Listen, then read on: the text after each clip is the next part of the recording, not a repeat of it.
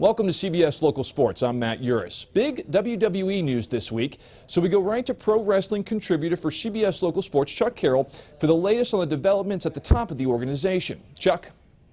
Yeah, you know, Matt, this is something that nobody saw coming. This kind of came out of left field, but was definitely desperately needed. We have a major shift in the creative direction with Paul Heyman. You know him as the on-screen advocate for Brock Lesnar.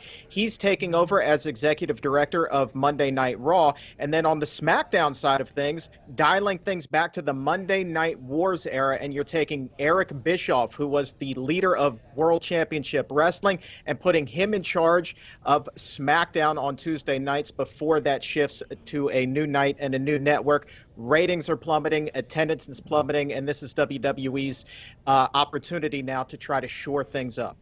Do you think this shakeup will help do just that? I certainly don't think it can hurt. I mean, we're seeing week-over-week drops in ratings. We're seeing year-over-year drops in ratings.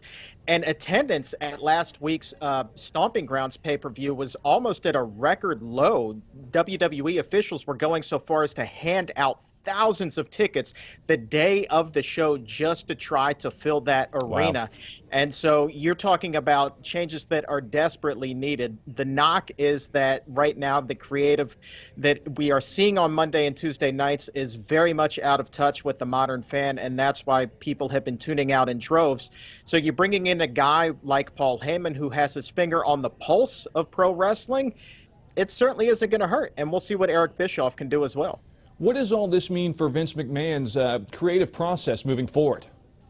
That, my friend, is the question of all questions. It's a question of, will he actually be able to give up creative control and let Paul and let Eric actually drive the car?